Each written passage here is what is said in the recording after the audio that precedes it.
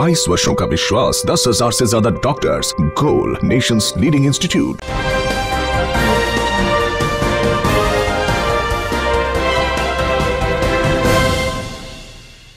नमस्कार, city sports के इस चुनावी हलचल कार्यक्रम में आपका स्वागत है। मैं हूं श्रीकांत प्रत्यूष।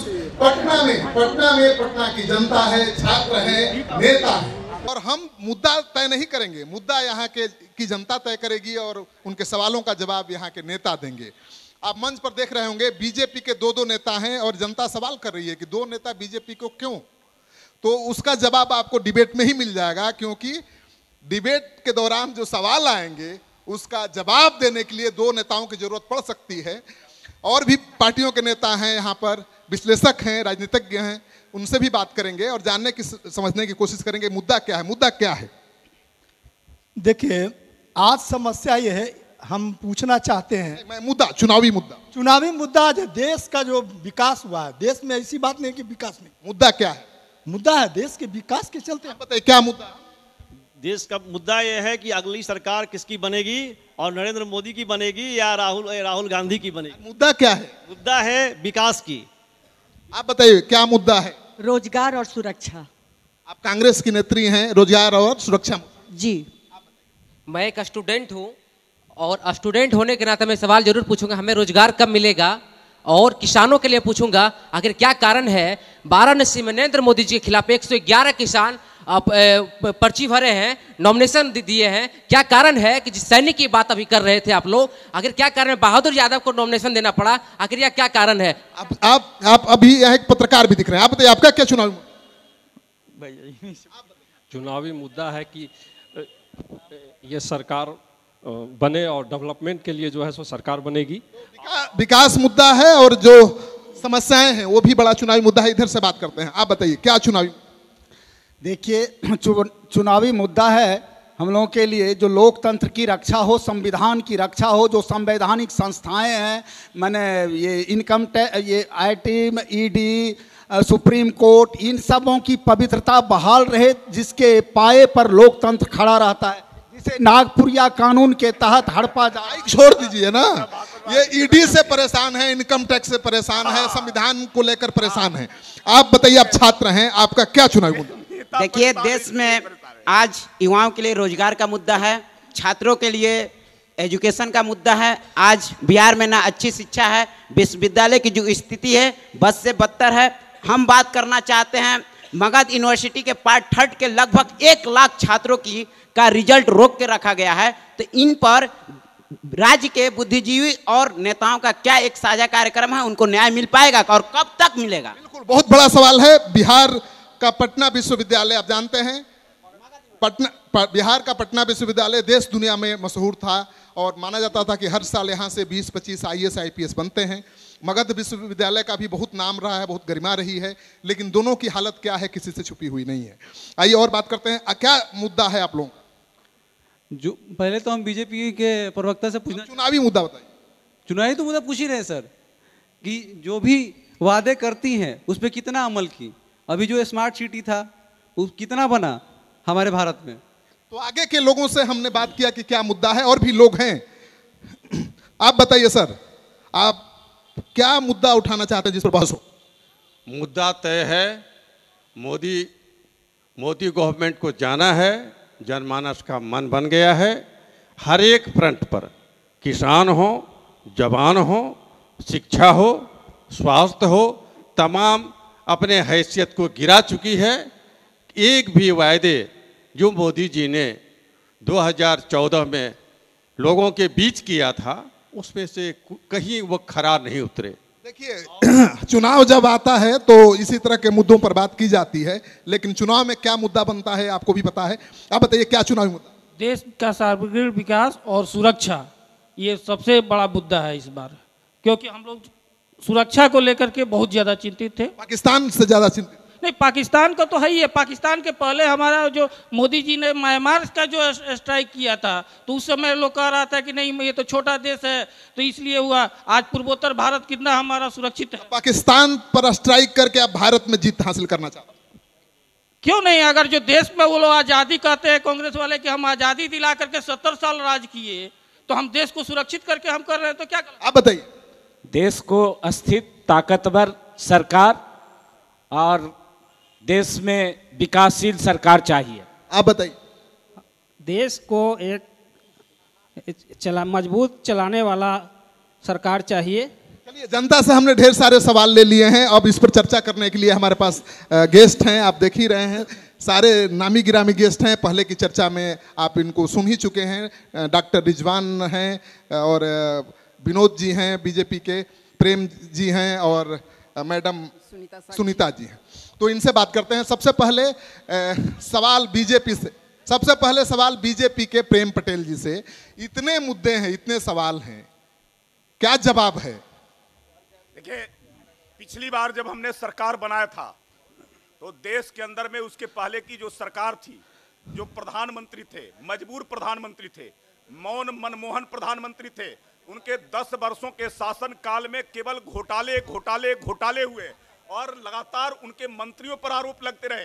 दर्जन भर मंत्रियों को जेल जाना पड़ा। जब घोटाले हुए तो आपने जेल क्यों नहीं भेजा? आपको 5 साल मौका मिला तो उनको जेल क्यों नहीं भेजा? लोगों से वायदे किए थे, आप उनको अरेस्ट क्यों नहीं किए? जवाब देने दीजिए, आपको मौका मिलेगा। पूरा करने का काम किया। 5 वर्षों के अंदर में जितना हमने काम किया है देश के अंदर में, शायद इतना काम नहीं, ठीक है। कांग्रेस, एक मिनट, कांग्रेस के घोटाले को गिनाकर आप वोट नहीं ले सकते हैं। अभी बताइए, काम बताइए, 5 प्रमुख काम। गांव, गरीब, किसान, मजदूर, युवा, सबके लिए काम किया है। एक काम बताइए, एक काम का नाम बताइए। लोगों को एक का नाम बताइए। माली हालत होती थी कि लोग, किसान गांव के अंदर में सबसे बड़ी आबादी गांव के अंदर में रहती है, 70-75% आबादी है। उन किसानों पर किसी ने कोई कभी ध्यान नहीं दिया। फिर किसान आत्महत्या क्यों कर रहे हैं? चलिए, अब कांग्रेस ने काम किया, उनको बिजली देने का काम किया, पानी पहुंचाने का काम किया, खाद बीज देने का काम किया और प्रधानमंत्री सम्मान योजना के तहत 6-6 हजार रुपया प्रति वर्ष उनके सीधे खाते में डालने का काम हमारी सरकार ने किया। कांग्रेस नेत्री, आप जवाब दीजिए।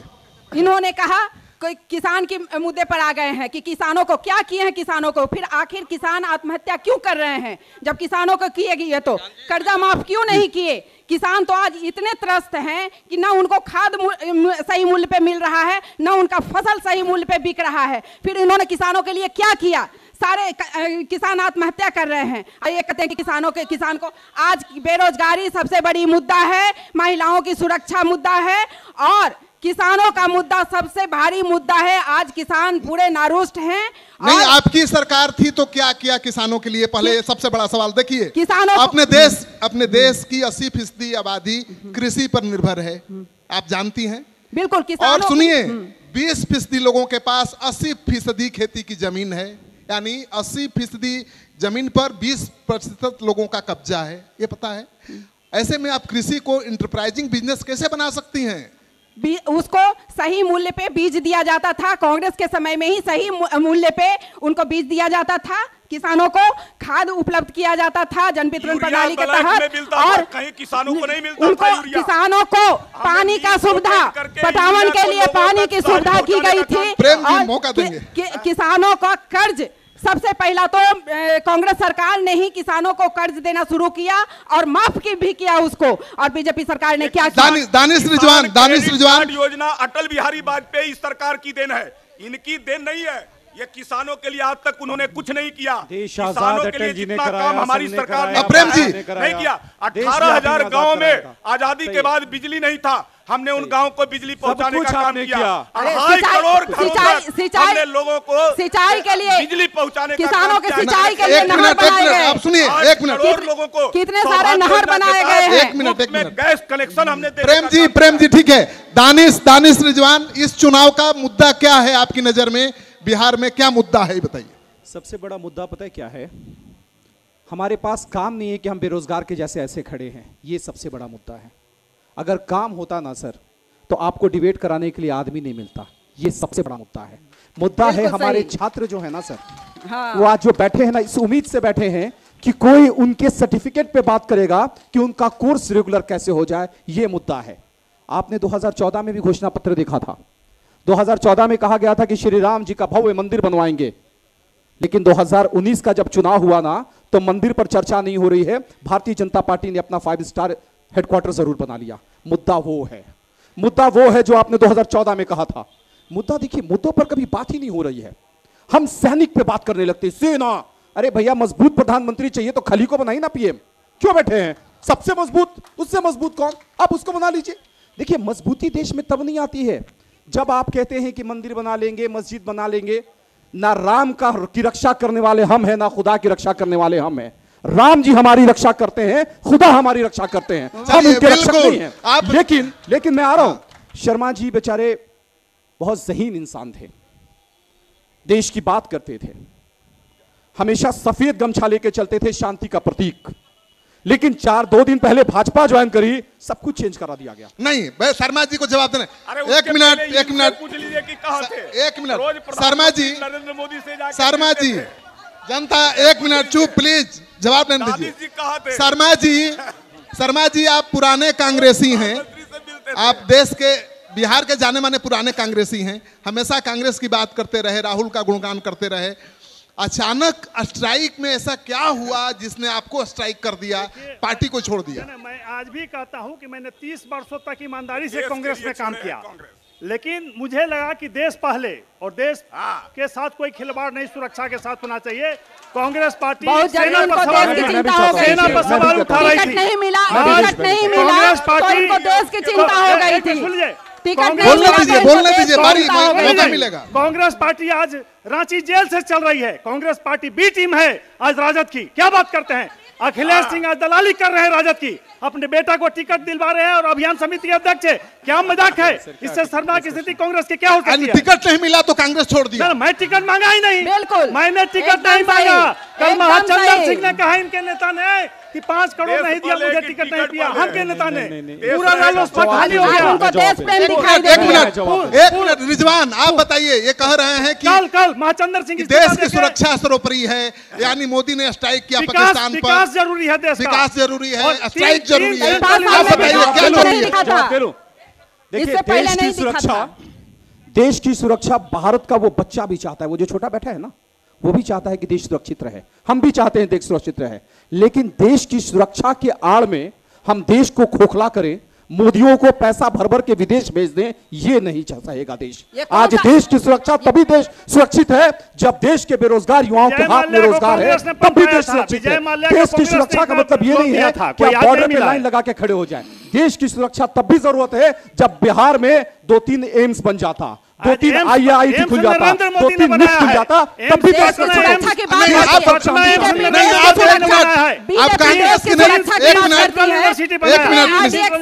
इतने RDX का क्यों कैसे आए? सवाल सुनिए, जवाब दीजिएगा। इनके पास पीएम पद के उम्मीदवार मोदी हैं, नरेंद्र मोदी हैं। आपके पास पीएम का उम्मीदवार कौन है? राहुल है। राहुल गांधी। क्यों नहीं उनको प्रोजेक्ट कर रही है? क्या हुआ है सर? हम ये कांग्रेसी हमें लाई है, कौन कहता है कि नहीं है? मानने के लिए तैयार नहीं है सर। ये कांग्रेसी हमें लाई, हम कहते हैं राहुल जी होंगे, तेजस्वी जी ने भी कहा है कि राहुल जी होंगे। राहुल गांधी की सभा नहीं, अब हम जनता से बात करेंगे, जनता से। जब गठबंधन हो गया तो फिर ने बाइकाट कर दिया। हम यहाँ से शुरू करेंगे, आखिरी जब गठबंधन हो गया फाइनल तो बताइए चुनाव का मुद्दा क्या है? मुद्दा में शिक्षा भी है सर। तो शिक्षा के बारे में बोलना चाह रहे हैं हम कि CBSE से पढ़ाने का हम लोग को बाल बच्चा का औकात नहीं है। और जब सरकारी स्कूल से पढ़ के हम लोग के बाल बच्चा जाता है पटना यूनिवर्सिटी में एडमिशन कराने के लिए, तो वहाँ मालूम होता है कि CBSE का फॉर्म भरा गया, सब पहले यहाँ सीट फुल हो गया।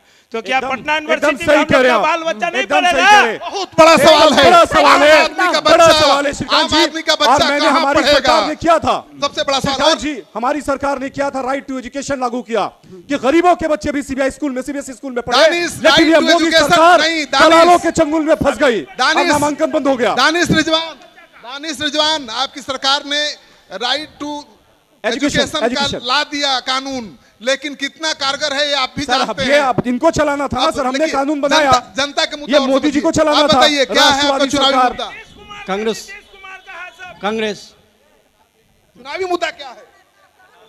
चुनावी मुद्दा कांग्रेस है। तो मैंने आपको कहा कि चुनावी मुद्दा कभी विकास बनता ही नहीं, किसानों की समस्याएं बनती ही नहीं है, रोजी रोजगार बनता ही नहीं है। जब चुनाव आता है तो चुनाव का माहौल बदल जाता है और चुनावी मुद्दे भी बदल जाते हैं। जनता से और बात करेंगे कि चुनावी मुद्दा जो होना चाहिए चुनाव का, वो क्यों नहीं रहता आखिर? जनता से बात करते हैं हम। आप बताओ। हम पूछना चाहते हैं कि 66 अरब जो विज्ञापन और विदेश यात्रा में खर्च हुआ पैसा, वो पैसा क्या नरेंद्र मोदी जी के है कि आम जनता के? किसका? एक शब्द में जवाब दीजिए, वो पैसा 66 अरब किसका है? बिल्कुल, आप जवाब दीजिए प्रेम पटेल जी। देखिए, प्रधानमंत्री ने देश को मजबूत बनाया है, विदेशों की नीति को सशक्त करने का काम किया है, विदेशों के साथ हमारे संबंध बने हैं। जवाब देने दीजिए। जो देश है वो कहीं ना कहीं भारत के साथ मजबूत संबंध बनाने का काम किया है।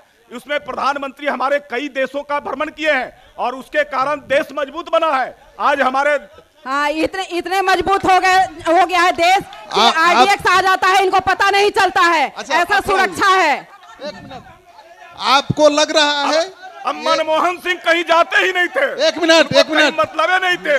चुप रहिए। जो अर्थ और पाकिस्तान अर्थव्यवस्था तो आ गया था पटरी पे, वो भी नहीं एक मिनट जो अर्थव्यवस्था पटरी पे था हम लोग हैं। आज सही हकदार हम लोग हैं, गरीब हम लोग हैं, गरीब हम लोग हैं, पैसा हम लोग को चाहिए, बाल बच्चा को पढ़ाने तक का पैसा नहीं। आप चुप रहिए। हम बगल का पड़ोसी ही है, हमारे बगल में इतना बड़ा नाला है जहाँ कुत्ता गाय और वगैरह वगैरह मरा हुआ रहता है। इसके ऊपर किसी ने नहीं ध्यान दिया, ना मीडिया ही ध्यान देती है। आज आजादी के बाद से अभी तक इस गांव में कोई विकास नहीं हुआ। चुनाव में मुद्दा होगा, चुनाव में नाला मुद्दा होगा। होगा, झूठ बोल रहे हैं आप। नहीं, ये नाला होना चाहिए, हम लोगों को बहुत दिक्कत है नाला। चलिए आप बताइए क्या मुद्दा होगा। मैं सबसे पहले कहना चाहता हूं, मैडम बोली कि 5 साल में भाजपा का 5 कार्य बता दीजिए। आज दलाली खत्म हो गया, जितना भी सब्सिडी आता है सभी अकाउंट पर आता है। मैं एक युवा हूं, मैं जानता हूं। आप किस ऑफिस में जाते हो? 2 मिनट समझ लीजिए। दूसरा, यूरिया का जो किल्लत होता था, आज कीटोन उसमें करके जो समस्या खत्म हुआ है वो भाजपा का देन है। तीसरा बात, 5 साल में जितना पारदर्शिता और जितना अधिकार आम पब्लिक जान गया 4G के माध्यम से, चाहे उनके योजना के माध्यम से, 55 साल में कांग्रेस नहीं कर पाई। 18,000 गांव में बिजली नहीं पहुंचा था। 55 साल में 18,000 गांव में बिजली नहीं पहुंचा था। और एक बात और सुनिए, भारत, मैडम आप नेत्री हैं, सुनिए, आपसे जब कहा जाएगा सवाल सुनिए, जनता के सुनिए। भारत में 2 प्रधानमंत्री की आवश्यकता नहीं है। कांग्रेस इसका विरोध नहीं किया। कश्मीर में कहा गया कि एक प्रधानमंत्री कश्मीर के लिए अलग चाहिए। कश्मीर जो समस्या है वो कांग्रेस का देन है, ना कि भाजपा का देन। बताइए आपका चुनावी मुद्दा क्या है? चुनावी मुद्दा है, मैडम कह रहे कि महिलाएं सुरक्षित नहीं हैं, फिर देश के कहां चले आते हैं? महिलाएं सुरक्षित नहीं हैं। क्या कौन सी सरकार है जिसमें महिलाएं सुरक्षित है? बताया जाए। क्यों नहीं सुरक्षित है? आप बताइए। क्या वो पत्रकार भूल गए आप? महिलाएं सुरक्षित नहीं थी, तो महिलाएं कर दी गई। कहाँ गई? आप किस मुद्दे पर आते हैं? कोई भी सरकार ऐसी नहीं है, चाहे वो नरेंद्र मोदी। जनता का सवाल सुन लीजिए, जनता का सवाल सुन लीजिए, जवाब देने का मौका मिलेगा। कोई भी सरकार नहीं है कि जो कि महिलाओं को सुरक्षित कर दे, चाहे वो भाजपा हो, चाहे कांग्रेस हो, चाहे आरजेडी हो, किसी भी सरकार में ऐसी नहीं है। देखिए, जब जनता सवाल करती है, मुजफ्फरपुर जैसे बालिका कांड नहीं हुए, जब एक मिनट मैडम, जब जनता सवाल करती है, नेताओं के मन माफिक नहीं होता है तो जनता विपक्ष दिखने लगती है, जनता विरोधी दिखने लगती है। ये ठीक बात नहीं है। जनता के सवाल को ठीक से लीजिए और फिर जवाब दीजिए। जवाब देने दीजिएगा तब ना आप लोग पत्रकार लोग। मौका मिलेगा, पूरा मौका मिलेगा। जवाब तो देने देते नहीं है। आप जवाब दीजिए जो जवाब किया है बच्चे ने। वही तो कह रहे हैं कि सुरक्षा इतने। मुजफ्फरपुर बालिका कांड इससे पहले भी हुआ था, इससे पहले भी ये बालिका कांड हुआ था जब सुरक्षित नहीं थी महिलाएं। तो महिलाएं कहाँ नहीं गई? महिलाएं सुरक्षित थी तभी तो अंतरिक्ष तक गई। महिलाएं अंतरिक्ष तक कैसे गई? महिलाएं सुरक्षित थी तभी गई हैं। प्रेम जी, हाँ, महिलाएं सुरक्षित कैसे हैं? नहीं, महिलाएं कहीं, अब मुजफ्फरपुर बालिका कांड हुआ उसके बाद आप कह सकते हैं कि महिलाएं सुरक्षित हैं राज्य में? ये नाकामी नहीं है सरकार की। इनके शासन काल में अगर महिलाएं सुरक्षित थी तो इनके महिलाएं सुरक्षित थी तभी तो अंतरिक्ष तक गई। साहनी कांड होता था, यहाँ श्वेत निशा कांड होता था, कहाँ महिलाएं सुरक्षित थी? कांग्रेस पार्टी की महिलाएं सुरक्षित नहीं थी, पार्टी की महिलाएं एक मिनट रिजवान कुछ कहना चाहते हैं। मैडम रिजवान, हाँ, श्वेत निशा कांड हुआ था, नैना साहनी कांड हुआ था, ये कांग्रेस की नेता थी। सुनिए ना, सुनिए ना। प्रेम जी सुनिए, छोटे भाइयों का भी सुनना चाहिए, बुजुर्ग हैं आप लोग, हमको भी बोलने दीजिए ना। हाँ भाई, आपने एकदम सही कहा है, मैं आपकी बातों से 100% सहमत हूं। हम निकम्मे थे, नकारे थे, इसलिए 2005 में आपने सत्ता से बेदखल कर दिया, आपने सही किया था, मैं आपकी बातों से सहमत हूं। लेकिन आपने जिसको शासन दिया उसने क्या किया? दुनिया में पहली बार 8 साल से लेकर के 60 साल तक की लड़कियों का बलात्कार, एक ही जगह पे बलात्कार होता रहा और मुख्यमंत्री खामोश बैठे थे। हमने वो सरकार चुनी कि गया में बाप के सामने उसकी 2-2 जवान बेटी के साथ हाथ पैर बांध के बलात्कार किया गया और मुख्यमंत्री खामोश रहा। हमने वो सरकार चुनी। मैं मानता हूं कि हम गलत थे, मैं स्वीकार करता हूं, हमने पाप किया था तो आपने सत्ता से बेदखल कर दिया, लेकिन आपने बड़े पापी को चुन लिया है। आपने एक ऐसे पापी को चुना है जिसको पता होता है कि बेटियों के साथ बलात्कार हो रहा है, फिर भी वो खामोश होता है। भाई साहब ने बोला है कि नाले की बड़ी समस्या है, मैं मानता हूं, आपने कहा ना, अब सुनिए सर, सर का समस्या, काउंसलर का समस्या, रिजवान को पूरा करने दीजिए। काउंसलर स्तर का है, एक समस्या का प्लीज दानिश को खत्म करने दीजिए।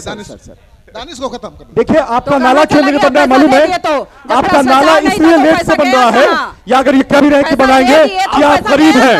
आशियाना नगर का नाला अमीरों की बस्ती है, यहाँ अमीरों का काम होता है, गरीबों की बस्ती में विकास तेजी से नहीं पहुंचता है, इसीलिए नहीं बन रहा है आपका नाला।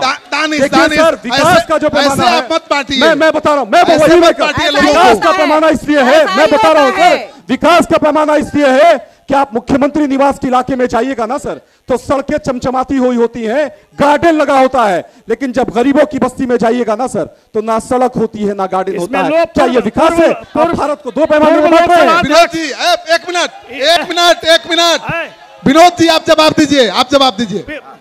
आएंगे, आप शांत रहिए, सुनिए उनके यहाँ। विनोद जी जवाब दीजिए। इस नाले की समस्या बाट काउंसलर की है, बाट काउंसलर करेगा। और इस नाले पर पूर्व लोकसभा अध्यक्ष मीरा कुमार जी का मकान है। बीजेपी वाले कह रहे हैं कि पैसा दे दिया गया है, 10-5 केंद्र में सरकार थी, कांग्रेस की क्यों नहीं बनाया? लोकसभा अध्यक्ष का मकान था। बीजेपी के माननीय प्रवक्ता जी कह रहे हैं इस नाले पर लोकसभा अध्यक्ष मीरा कुमार का मकान है। कांग्रेस, एक मिनट, नेता बहुत बोल ली, अब जनता की बारी। भैया, दानिश जी कह रहे हैं कि मुख्यमंत्री आवास की ओर का रोड बहुत सही है। पूछिए तो इनका एक राष्ट्रीय कार्यालय है, वो राष्ट्रीय कार्यालय कहाँ है? उसी रोड में राष्ट्रीय कार्यालय बना है। और आपका जो है जानकारी बोर्ड तक गलत जानकारी है, उसके लिए जानकारी रखिए तब बोलिए। आप दूसरा बोल रहे हैं, विनोद शर्मा जी पर बोल रहे हैं कि राष्ट्रीय कार्यालय झोपड़पट्टी में ही है, जो पर आप भी जानकारी रखिए, जानकारी रखिए। सवाल ले लीजिए, फिर जवाब। कह रहे हैं कि वो दूसरे पार्टी से आए हैं। अभी आपके राष्ट्रीय अध्यक्ष 3 फरवरी को गांधी मैदान के रैली में थे और आप मीडिया पर चलवा रहे थे कि रैली फ्लॉप हो गया, और वो कह रहे थे रैली सक्सेस हो गया। और आप उस समय के बाद को आप दूसरे पर जो आरोप लगा रहे हैं, कम से कम अपना तो देख लीजिए। दानिश, सवाल वाजिब है। आपने कहा था कि रैली फ्लॉप हो गई, वो एनडीए की रैली नहीं थी, यूपीए की रैली थी। मैं आ जाऊं, क्यों कहा, क्यों लगा कि एनडीए यूपीए फ्लॉप हो? देखिए, मैंने, अरे सुनिए ना सर, सुनिए जवाब सुनिए। आपने सवाल पूछा है, जवाब सो देने का भी मौका दीजिए। आपने कहा कि जीतन राम मांझी जी का उसी सीएम हाउस के आसपास में हमारी पार्टी का राष्ट्रीय कार्यालय है। आपको जानकारी का अभाव है। हम गरीबों की बात करते हैं तो गरीबों के बीच में रहते हैं। हम आपके जैसे टी शर्ट और कुर्ता और पैजामा झाड़ के नहीं घूम लेते। सर सुनिए ना सर, जवाब देने दीजिए। हमारा कार्यालय झोपड़पट्टी में ही है, इसलिए कि हम गरीबों की बात करते हैं। गरीबों के साथ जब तक नहीं रहेंगे तब तक हम उसके दर्द को नहीं समझेंगे। 5 करोड़ मुख्यमंत्री निवास रहे हैं आप, 15 लाख रुपए का कोट पहन के हम गरीबों की बात नहीं कर सकते हैं। ये 15 लाख का कोट पहनने वाले और फटेहाल रहने वाले लोगों के बीच का चुनाव। 5 करोड़ में टिकट बेचने का आरोप महाचंद्र सिंह इनके नेता ने लगाया। टिकट नहीं मिला तो सारे लोग ऐसे आरोप लगाते हैं सर। यही आरोप आपकी पार्टी पे भी लगा है सर। अब मेरा सवाल है जनता की तरफ से, सभी पार्टी के नेताओं से, टिकट बेचना जरूरी है क्या? बिक रहा है रालोसपा पूरा उपेंद्र कुशवाहा की पार्टी खाली हो गई। जवाब सुनिए। हर पार्टी के नेता पर टिकट बेचने का आरोप लगा है, चाहे वो किसी भी पार्टी का हो। नहीं, भाजपा पर नहीं लगा, भाजपा पर नहीं लगा है, भाजपा छोड़ के सब पर लगा है। रिजवान, दानिश रिजवान, आपकी पार्टी पर भी लगा है, छोड़ के सब पर लगा है। छोड़ दिए महाचंद्र बाबू इसलिए। सर ऐसा है, राज्य में नहीं मिला, झारखंड से लेके देखिए पॉलिटिकल पार्टीज के ऊपर में मैं नहीं नकारता हूं इस चीज को। तमाम पॉलिटिकल पार्टीज के ऊपर में इस तरह के तोहमत लगते हैं कि आपने टिकट बेचा है। ये कहीं ना कहीं से कुछ सच्चाई भी होती है। मैं झूठ बोलकर गुमराह नहीं करता सर। तमाम पॉलिटिकल पार्टीज पे तोहमत लगते हैं और कहीं सच्चाई होती है तभी लगते हैं। सच्चाई है ना कि टिकट बेचा जाता है। लेकिन वही आ रहा हूं, लेकिन जब कोई केंद्रीय नेतृत्व में बैठने वाला व्यक्ति जिनके समर्थक राष्ट्र की बात करें, विकास की बात करें, देश की बात करें, और एक बिहार जैसे राज्य में आके दो पार्टी के सांसद को अपनी 17 सीटें दे दे, तब ये सवालिया निशान खड़ा होता है कि आखिर क्यों दिया, कितने में बेचा आपने, नीतीश जी कितने में खरीदा हुए सांसदों को?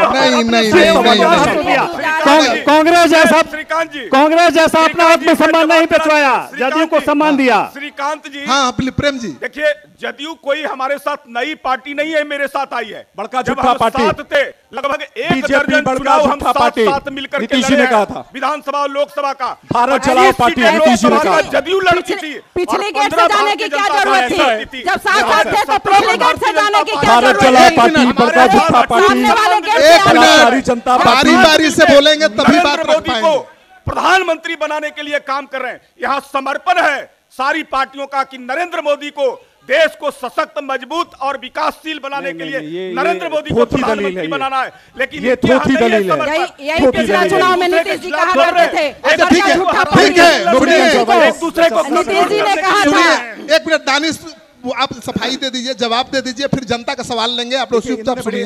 अरे इसी को तो नीतीश जी ने कहा था, बड़का झूठा पार्टी, और आज पिछली गेट से जाने के लिए उनको था। देखिए सर, जब सहमति थी तो पिछली गेट से क्यों? सर ऐसा है सर, 2014 में मैंने भी मोदी जी को वोट दिया था। मैं बड़ी बेबाकी से कह रहा हूं, मैं भी कहता था अब की बार मोदी सरकार। मैं इसलिए कहता था कि मुझे भी उम्मीद थी कि बेरोजगारों को रोजगार मिलेगा, हमारे बिहार में नए एम्स खुलेंगे, नए IIT खुलेंगे, नए निफ्ट खुलेंगे। और मैं आपको एक चीज बताऊं सर, 2000 लेकिन यहाँ टीका बेचने के लिए नहीं मिलेगा। सुनिए ना सर, 2018 तक मैं वेट कर रहा था सर। जनादेश 2015 का हमें मिला था। भारतीय जनता पार्टी, हिंदुस्तानी अवाम मोर्चा, इन तमाम पार्टीज को मिला था कि हम अपोजिशन में बैठेंगे। जनादेश मिला था, जनता का आदेश था कि आप निकम्मे हैं, आप विपक्ष में बैठिए। लेकिन सत्ता के लालची ये लोग ऐसे हैं कि सत्ता के लिए सब कुछ भूल गए कि नीतीश कुमार के DNA पर इन्होंने सवाल खड़ा किया था। नीतीश जी ने कहा था कि बिहार भारतीय जनता पार्टी नहीं, भारत जलाओ पार्टी है। नीतीश जी ने कहा था, ये सब कुछ भूल गए सिर्फ कुर्सी के लिए। अगर आप तब भी जाते, हम तब भी आपके साथ थे कि चलिए बिहार के विकास की आप बात करेंगे। लेकिन जब उस विकास के नाम पे आप मुजफ्फरपुर के बच्चों के साथ बलात्कार कराने लगे, विकास के नाम पे आप सृजन स्कैम कराने लगे, विकास के नाम पर आप दवा घोटाला कराने लगे, तब हमें लगा कि हम सत्ता के पुजारी नहीं हैं, हमें जनता के बीच जाना चाहिए और हम अपोजिशन में। प्रेम जी, नहीं, एक सवाल आपसे, इन्होंने जो आरोप लगाया कि जो जनादेश मिला था वो नीतीश कुमार और RJD यानी लालू यादव को मिला था। नीतीश कुमार ने छोड़ दिया बीच में महागठबंधन को और बीजेपी के साथ सरकार बना ली। नहीं, ये अवसरवादिता है कि नहीं? श्रीकांत जी, नेतृत्व परिवर्तन हुआ, तेजस्वी के ऊपर आरोप लगा, 300 करोड़ रुपया आपने कहां से लाया? तो तेजस्वी यादव को बर्खास्त कर देते। नीतीश कुमार ने तेजस्वी यादव को बर्खास्त सफाई दीजिए, और तेजस्वी यादव सफाई देने के लिए तैयार नहीं थे। कांग्रेस के लोगों से नीतीश जी ने कहा कि आप इनके बारे में सफाई दिलवाइए, और कांग्रेस के लोगों ने कहा कि भ्रष्टाचार में हम रहे हैं। नहीं प्रेम जी, नहीं प्रेम जी, भ्रष्टाचारियों के साथ प्रेम जी, आप चुनाव में आते, जब ऐसी बात थी तो आप चुनाव में आते। नीतीश जी ने सरकार को लात मारने का काम किया, केवल नेतृत्व परिवर्तन हुआ। प्रेम जी, एक मिनट, चुनाव में आते, चुनाव में। प्रेम जी, एक सवाल भी ले लीजिए, जवाब दे दिया आपने। एक सवाल है कि नीतीश कुमार जी मुख्यमंत्री थे, तेजस्वी का नाम घोटाले में आया, आपने कहा तो अपने मंत्री को बर्खास्त कर सकते थे, उसे खिलाफ कार्रवाई कर सकते थे। अरे चुनाव में आना चाहिए था इनको, चुनाव में आना चाहिए था, चुनाव में ना आकर पिछली गेट से घुस गए। सौंप दिया और हम लोगों ने कहा कि अस्थिर फ्रेश सरकार माइंडेड ले होनी लेते ना ये चाहिए सर, बिहार में। फ्रेश माइंडेड ले बिहार लेते, की जनता फिर से को चुनाव में इसको चले जाते, कहीं ना क्यों कहीं भाग गए, क्यों आप चले आए? दानिश रिजवान कह रहे हैं, दानिश रिजवान कह रहे हैं, मैं आपकी बातों से सहमत हूँ, मैं आपकी बातों से एकदम अक्षर से दानिश रिजवान कह रहे हैं, सुनिए। अक्षर से सहमत हूँ। प्रशांत किशोर ने कहा, सुनिए, आपके चुनावी रणनीतिकार प्रशांत किशोर ने भी कहा कि उनको फ्रेश मैंडेट लेना चाहिए था, अपोजिशन में रहने को मिला। दानिश बोल रहे हैं, क्या बोलिए? आप माइंडेड ले लेते ना, क्यों नहीं जनता के बीच में गए? जनता पर बोझ पड़ता, आर्थिक बोझ पड़ता, जनता पर महंगाई पड़ती। कांग्रेस के लोगों ने सीधे नकार दिया। कांग्रेस ने कहा कि ऐसा कोई प्रस्ताव। अरे सर, आप क्या बोल रहे हैं? आप क्या बोल रहे हैं? आप माइंडेड क्यों लेने नहीं गए? आप जनता के बीच में जानते हैं, जनता मालिक का आदेश था कि आप पक्ष में रहिए। बारी बारी से, बारी बारी से। नहीं नहीं सर, अब दानिश को भी बोलने दीजिए। सुनिए ना सर, सुनिए ना फिर बिहार सर, सर सर सुनिए ना, सुनिए ना, सुनिए ना भाई, सर, दानिश को भी सुन लीजिए। सर ऐसा है सर, दानिश को भी सुन, ऐसा है सर, ऐसा है। ये आधी रात को पिछली गेट से जाने का कौन तुम था? श्रीकांत सर, एक मिनट सर, एक मिनट सर, महत्वपूर्ण विषय है। आधा मिनट दानिश का, फिर इसके बाद 5 मिनट जनता का। ये काफी महत्वपूर्ण विषय है सर, ये काफी महत्वपूर्ण विषय है। हाँ, जम्मू कश्मीर में मोदी जी की महबूबा के साथ सरकार बनाई थी, मोदी जी ने अपनी महबूबा के साथ सरकार बनाई थी, और जब उनकी सरकार ठीक से नहीं चली तो राष्ट्रपति शासन लगा ना सर, अलायंस टूटा, तो बिहार में भी लगवा देते। क्यों इतनी हड़बड़ी थी कुर्सी की? माइंडेड लेते, जनता के बीच में जाते। आप मुझे बताइए कि ये क्यों इतनी हड़बड़ी थी? सरकार बदल ली, वो भी दिन के उजाले में हो गया। अब जनता का सवाल, चलिए, क्या सवाल है? तेजस्वी यादव को तो नीतीश कुमार ने वो भी दिन के उजाले में जाने की हिम्मत नहीं थी, रात के अंधेरे में। प्रेम जी, मैडम एक मिनट, एक जनता का सवाल, हार गई थी, जनता का सवाल ले लीजिए। मीसा हार गई थी।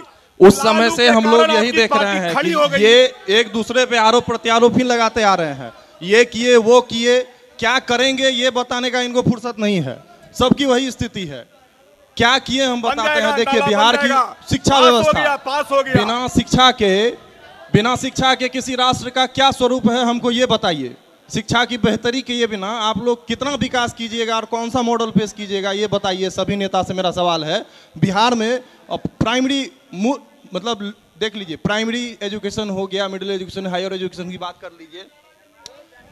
अभी जब से हमारे नीतीश कुमार जी सत्ता में हैं, शिक्षा के नाम पे नियोजित शिक्षकों का भर्ती किए, नियोजित शिक्षकों का एक नया ट्रेंड चालू किए। हम पूछना चाहते हैं कि कब तक आपका ये ट्रेंड जो है चालू रहेगा और कितने दिनों तक नियोजित शिक्षक और ये अतिथि शिक्षकों की बहाली कीजिएगा? रेगुलर शिक्षकों की बहाली कब से होगी? और जो भी नियोजित शिक्षक हैं उन्हें सम्मान कब मिलेगा, वेतनमान कब मिलेगा, और कब आप पटरी पे सब कुछ लाइएगा? और जितनी भी सरकारी नीतियां हैं, आरटीई है या एमडीएम है, जो भी चीजें, बहुत सारी चीजें, उनका इम्प्लीमेंटेशन क्यों नहीं अच्छा होता है, ये आप लोग बताइए। सवाल आपका समझ गए हो, आप बताइए आपका कैसा? मेरा सवाल सबसे पहला है कि जो हायर एजुकेशन में है, वो पीएचडी में, वो सीट कटौती क्यों किया गया?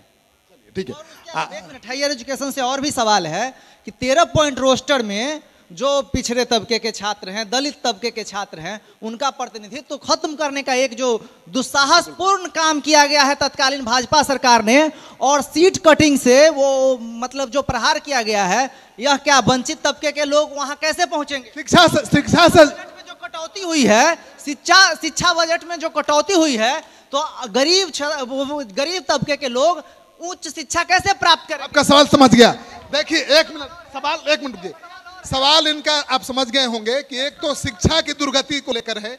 आप किसी भी देश के नागरिक को सरकार से कुछ नहीं चाहिए होता है, केवल सरकार स्वास्थ्य की भी सुविधा दे दे, यानी सबको बढ़िया सेहत दे दे, बढ़िया शिक्षा दे दे, लोग खुद खड़े हो जाते हैं अपने पांव पर। तो शिक्षा पर जो सवाल है, इसका जवाब प्रेम पटेल जी आप 2 मिनट में दीजिए, फिर मैं सबसे बात करूं। श्रीकांत जी, दोनों आपने शिक्षा और स्वास्थ्य की बात किया, और दोनों पर हमारी सरकार ने काफी काम किया है। मैंने पहले भी कहा कि 35 लाख छोटे छोटे बच्चे जो स्कूलों में नहीं जाते थे पढ़ने के लिए, गांव की गलियों में घुमा करते थे, उसमें से सभी बच्चों को स्कूल तक पहुंचाने का काम किया। 18,000 नए प्राथमिक विद्यालय हमने खोलने का काम किया। 14,000 प्राथमिक विद्यालय को मध्य विद्यालय में उत्क्रमित करने का काम किया। हमने 32 विद्यालय थे, हम अमेरिका के राय मुंह से मत बोलिए, जमीन पे नहीं दिखता है। एक मिनट, ये तरीका नहीं, खोलने का काम किया है। हमने कई यूनिवर्सिटी जब आप सुनो ना, खोला है, IIT हमने खोला है, हमने निफ्ट की संस्थान खोला यहाँ है, एक- हम IIT कहाँ खोल दिए प्रेम रंजन जी? निफ्ट की संस्थान, मोदी जी के हमने घर है। आपका ज्ञान मुद्दा विश्वविद्यालय स्थापित किया है, IIT कहाँ खोले हैं? लॉ विश्वविद्यालय स्थापित एक मिनट प्रेम जी, सर मैं चुनौती देता हूँ प्रेम रंजन जी को, मैं प्रेम रंजन जी को चुनौती देता हूँ कि ये बताए कि मोदी जी ने बिहार में IIT कहाँ खोला है। मैं चुनौती देता हूँ इनको, सुनिए। ये खोटी दलील मत दें। मैं चुनौती देता हूँ कि ये बताए कि IIT कहाँ खोला इन्होंने। प्रेम जी सुनिए, IIT खोल दिया, कहाँ खोला है? क्षेत्र में हमने किया है। जनता का सवाल, जनता आपका क्या सवाल है? आपका क्या सवाल है? अभी जो शुरू हुआ था कार्यक्रम में राजपूत जी जो आई थी, बोली थी कि बिहार से ककहारा शुरू होता है राजनीतिक का। जब क्लीन स्वीप पिछले 2015 में बीजेपी ने किया था, और अगर अकेले अभी बीजेपी लड़ता तो उनको और अच्छा बिहार में उनको सीट मिलता, लेकिन उन्होंने नीतीश जी को मिलाकर उन्होंने अपने पैर में बिहार में कुल्हाड़ी मारे। जिन्होंने दारू बंद करवाया, बालू बंद करवाया, पॉलीथीन बंद करवाया और घर घर डिलीवरी करवाते हैं, उससे कुछ मिलने वाला नहीं है। उनके चलते इनको नुकसान झेलना पड़ेगा। 17 सीट में बीजेपी को 14-15 सीट जीत जाएंगे, लेकिन नीतीश बाबू का खाता खुलना बहुत मुश्किल। आप सुनिए, नहीं एक मिनट, आप शर्मा जी, आपको तो देश पाकिस्तान पर स्ट्राइक हुआ तो आपने छोड़ दिया कांग्रेस को, बीजेपी के साथ आ गए। आपके पास इनके सवाल का क्या जवाब है? शराबबंदी को लेकर जो इन्होंने सवाल उठाया है, बालूबंदी को लेकर जो सवाल उठाया है, उसका क्या जवाब है? देखिए, शराबबंदी एक सराहनीय कदम है, पूरे भारत में इसकी प्रशंसा हुई है। ठीक है, कुछ हमारे भाइयों को तकलीफ हुई होगी, लेकिन महिलाओं ने सबसे बढ़ चढ़कर हिस्सा लिया मतदान में, वही शराबबंदी कारण है। आज गरीब जो भुखमरी के शिकार होते थे, उस पैसे से अपने बच्चों को पढ़ा रहे हैं, अपने बच्चों को पढ़ाने का काम कर रहे हैं, अपने बच्चों के लिए नए कपड़े खरीद रहे हैं। तो ये सराहनीय सबसे ज्यादा सुरक्षा की जरूरत विनोद जी को था। वो पैसे वाले दारू खरीद रहे हैं, गरीब नहीं खरीद रहे हैं। वो पैसे वाले दारू खरीद रहे हैं, गरीब घर घर पहुंचाया जा रहा है, शराब घर घर पहुंचाया जा रहा है, दुगने तीनों दामों में। एक मिनट, गरीब नहीं खरीद रहे हैं, पैसे वाले दारू खरीद रहे हैं। क्या शराबबंदी पे क्या कहना? सर एक मिनट, हम लोग शराब नहीं पीते हैं, लेकिन आप जब शराबबंदी के बात की है तो आप दावा कीजिए कि हमको कुछ नहीं होगा, सरकार हमको तंग नहीं करेगा, प्रशासन, और हम 10 मिनट में आपको दारू का बोतल लाके दिखा देते हैं। अरे भाई 1 लाख होम डिलीवरी 1 लाख से ऊपर लोग जेल में हैं। 1 लाख से ऊपर लोग जेल भेजे गए हैं। बहुत सरकार कहीं नहीं चूक रही है, सरकार की तरफ से सारी कड़ाई की जा रही है। अब आप चुप हो जाइए, लेकिन इसमें चुप हो जाइए, अब चुप हो जाइए। सहयोग जरूरी है इसमें। आपका सवाल पहुंच गया है नेता तक, सहयोग नहीं होगा, जवाब सुनिए। कोई भी कानून लागू नहीं होता है। सवाल का जवाब सुनिए। जनता का सहयोग जब तक नहीं होगा, कोई कानून पूरी तरह से लागू नहीं होता है। आज दहेज प्रथा है कि नहीं? दहेज आज सदियों से दहेज प्रथा, दहेज का कानून बना है। अब तो लोग दहेज ले रहे हैं कि नहीं ले रहे हैं? शराब तिगुने दामों में मिल रहा है। समाज के हर वर्ग का फर्ज बनता है कि सरकार को सहयोग कर रही है। एक मिनट, दानिश रिजवान, शराबबंदी के पक्ष में आप हैं कि नहीं? ईमानदारी से बोलिए। हमारी सरकार बिहार में बनती है, जिस दिन मुख्यमंत्री ओथ लेंगे उसी दिन शराबबंदी कानून खत्म, उसी दिन खत्म कर देंगे, इससे खत्म कर देंगे। सर सुनिए ना। अब मैं इसका जवाब दे देता हूँ सर, आपको जवाब दे देता हूँ। आज आप शराब की बात करते हैं, हम बताते हैं शराब की बात। बोलने दीजिए। मैडम ऐसा है, माननीय मुख्यमंत्री नीतीश जी ने कहा कि उन्होंने शराब इसलिए बंद किया है कि उन्होंने अपने जीवन में देखा था कि उनके रिश्ते में बहनोई लगते हैं, वो शराब पीते थे और बड़ा परेशान रहते थे। अच्छी बात है, उन्होंने संकल्प लिया था, ये कहते हैं 1976 में संकल्प लिया था। तो अगर संकल्प लिया था और 2005 में जब उनकी हुकूमत बनी तो 2006 में हर पंचायत में, हर गांव में क्यों दारू का दुकान खुलवा दिया? आपने हर जगह दुकान बेचने के लिए भेज दिया। और आज अगर ये कह रहे हैं, मैं स्वीकार करता हूं कि अगर शराबबंदी सक्सेस है तो एक अदना सा व्यक्ति जिसकी कोई हैसियत नहीं है वो कह रहा है कि हम दारू ला सकते हैं, तो आप समझ लीजिए कि कोई भी दारू ला सकता है। चलिए, ये हो गया। सच्चाई है। नहीं। और दूसरी सर शराबबंदी की बात, सुरक्षा की भी मांग, सुरक्षा की भी मांग कर रहा है। दूसरी सर देखिए, शराबबंदी का पोल इनको कब खुल गया? एक बच्चा नाले में गिर गया था, इनकी पूरी रेस्क्यू की टीम बच्चे को खोजने के लिए लगी, आपकी भी टीम गई हुई थी।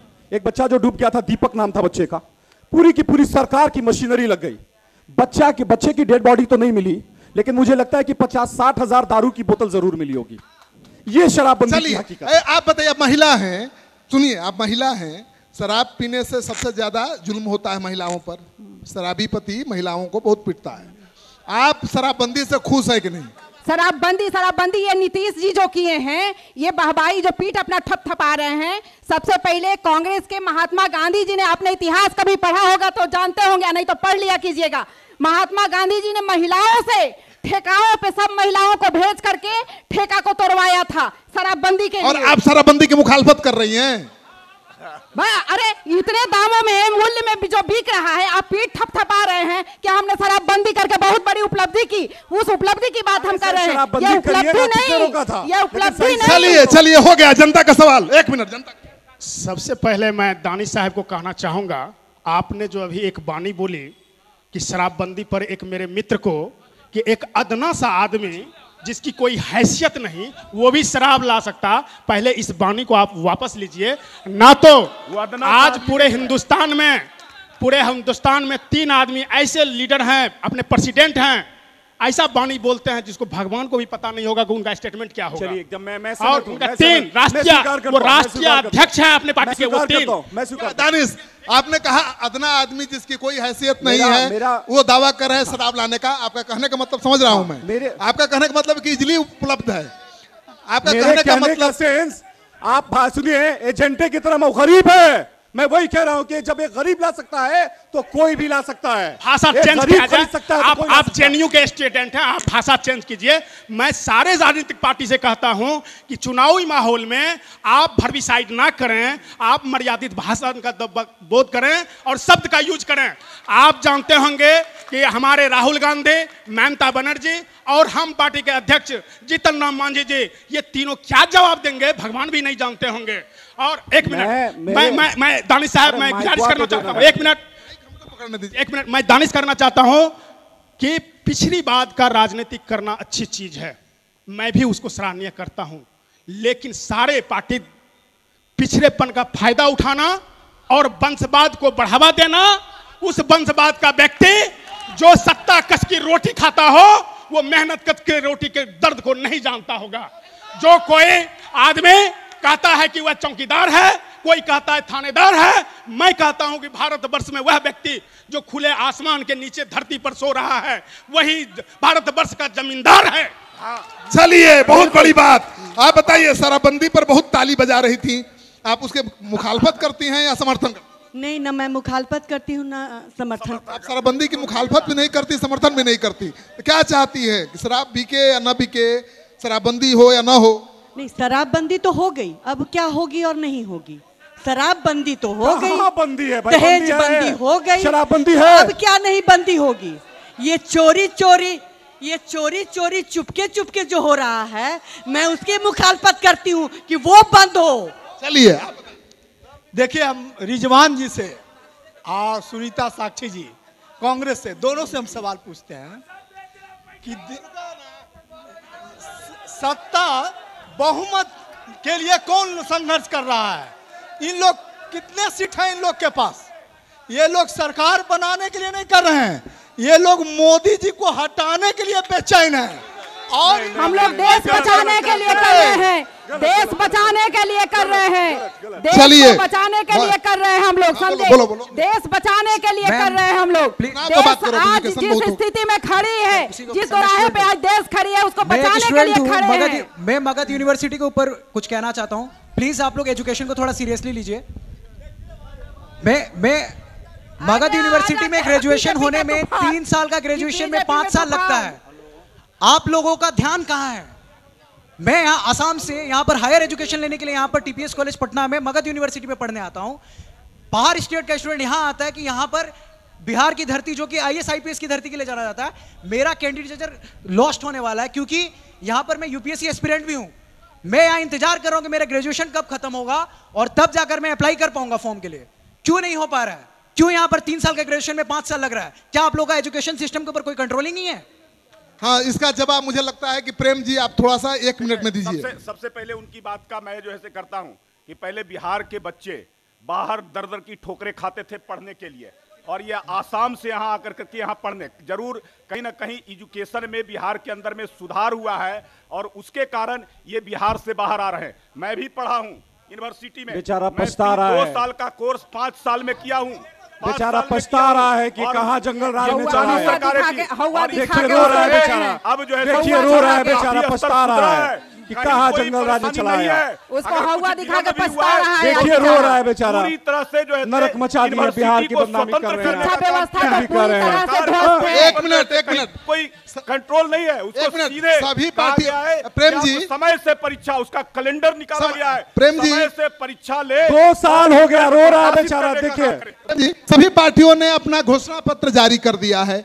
मैं यहाँ 4 नेता है, 3 पार्टियों के 4 नेता हैं, बीजेपी के 2 हैं, बाकी 2 हैं और भी नीचे भी नेता हैं हर पार्टी के।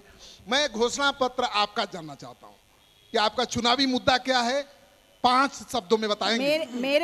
मेरे चुनावी घोषणा पत्र में सारे मुद्दे हैं। गरीबी हटाने का मुद्दा जो कि पहले भी कांग्रेस उस पर पहल कर चुकी है, मनरेगा ला करके, जन वितरण प्रणाली ला करके गरीबों के लिए वो किया गया था, वृद्धा पेंशन, विधवा पेंशन, ये और आज वो ला रही है जो गरीब न्यूनतम आय योजना, जो कांग्रेस का अभी घोषणा पत्र में सबसे अहम है न्याय, वो अहम है कि न्याय जो गरीब हैं, जो गरीबी रेखा से नीचे हैं, उनको 72,000 महीना साल में दिया जाएगा। तो ये पहल है कि नहीं है? मनरेगा पे भी यही बीजेपी वाले बहुत विरोध करते थे, मनरेगा सक्सेस नहीं होगा। आपका मैनिफेस्टो खत्म हो गया ना? क्या हो गया ना मैनिफेस्टो? आपको ज्यादा समय नहीं है, 2 मिनट में मैनिफेस्टो बताना। किसानों के लिए मैनिफेस्टो में हमारे किसानों के लिए है, बेरोजगारों के लिए है, जो बेरोजगारों को नौकरी दिया जाएगा तुरंत जस्ट सरकार आएगी तो। और अस्फा भी हटाया जाएगा और बहुत सारे देशद्रोह का शिक्षा पे आया है मैनिफेस्टो। हमारे मैनिफेस्टो में तो इतने सारे हैं कि हर एक व्यक्ति के दिल को छुआ है, सब गरीब से लेकर के ऊपर तक के दिल को छुआ है हमारा मैनिफेस्टो। सेना का हाथ क्यों बांधना चाहती है कांग्रेस? सेना का बांध कभी नहीं बंधा रहा है हाथ उसका, हमेशा हाथ खुला रहा है, स्वतंत्र रहा है सेना, आज भी स्वतंत्र है, पहले भी स्वतंत्र था। जब स्वतंत्र नहीं था तो फिर 71 कैसे आप गिनाते हैं? ठीक है, सुनिए, आप अल्पसंख्यक हमारे भाई हैं, हम भारत में सब हम एक हैं, लेकिन आप भारत के अल्पसंख्यकों को पाकिस्तान परस्त मानकर क्यों चलते हैं राजनीतिक दल? हमारे यहाँ कभी पाकिस्तान बन के तो पाकिस्तान का पक्ष लेने की जरूरत नहीं है। पाकिस्तान का हवा तो आपको ये लोग दिखाते हैं, स्ट्राइक पर बोलिए, बीजेपी वाले हवा दिखाते हैं। स्ट्राइक पर बोलिए, क्या प्रतिक्रिया है आपका? जो भारत की सेना ने, सैनिकों को मैं अभिनंदन करती हूँ, सैनिकों को मैं सैल्यूट करती हूँ, वो सैनिक जो सर्जिकल स्ट्राइक किए। लेकिन हम विवाद कहाँ उठाते हैं? सर्जिकल स्ट्राइक में कितने मरे, आपने ये कैसे जाना कि कितने मरे? चलिए कोई सवाल नहीं हुआ, आप बताइए अपना मैनिफेस्टो। देखिए, सबसे पहले तो देश की आज़ादी के 75 वर्ष पूरे होने जा रहे हैं 2022 में। हमने 75 संकल्प जारी किए हैं और उसमें 75 ऐसे संकल्पों को जिससे देश को सशक्त मजबूत बनाना, पिछले 5 साल का जुमला नहीं पूरा हुआ, आप बोलने दीजिए उनको। उन संकल्पों को हम पूरा करेंगे और साथ साथ जो सबसे बड़ी आबादी गांव के अंदर में रहती है, हम शिक्षा, रोजगार, स्वास्थ्य के प्रति विशेष रूप से हम ध्यान देने का काम कर रहे हैं। पिछले घोषणा पत्र का क्या हुआ? आमदनी को हम दुगना करने का हमने उसमें संकल्प में जारी किया है। हमने कहा है कि सभी किसानों को, जो प्रधानमंत्री सम्मान योजना सीमांत किसानों को दे रहे थे, अब सभी किसानों को उस सम्मान योजना का हकदार बनाएंगे।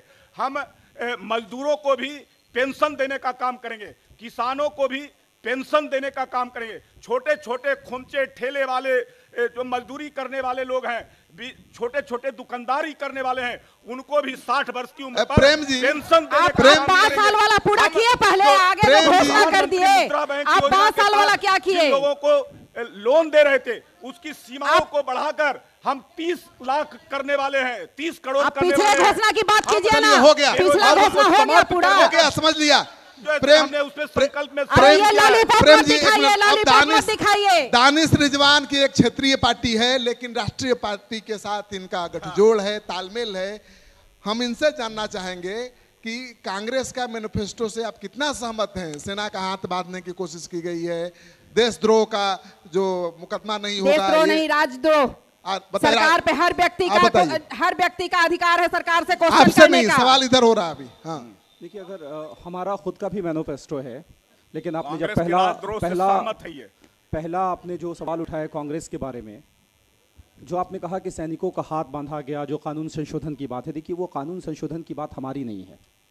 जब वो मोदी जी और उनकी महबूबा की सरकार थी जम्मू और कश्मीर में, तो उस हुकूमत ने सैनिकों के ऊपर में, सैनिकों ने पत्थरबाजों पे 2786 केसेस किए थे, जो पत्थरबाज सेना के जवानों को मारते थे।